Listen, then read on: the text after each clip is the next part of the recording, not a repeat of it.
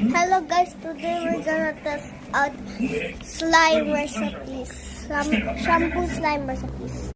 All you need is hand soap and shampoo. First, you need to put your shampoo. I'm gonna put a good amount.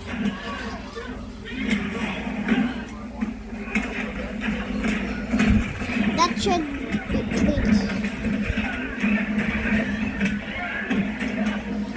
That should be enough.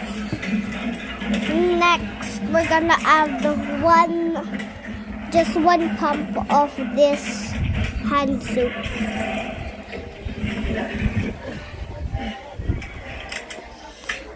Tapos, imimix na natin siya.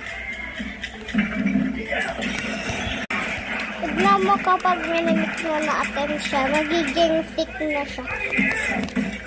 Pero kailangan pa natin siya lagyan ng more shampoo.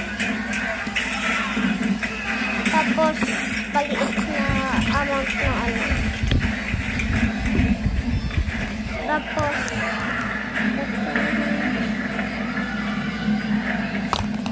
yan.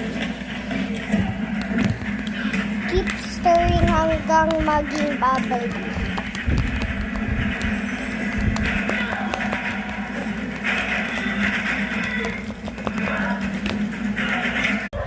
After it becomes bubbly, ilalagay natin siya sa freezer ng 30 minutes. Ilagay na natin siya sa freezer pala. Okay, ilalagay na natin siya dito, guys.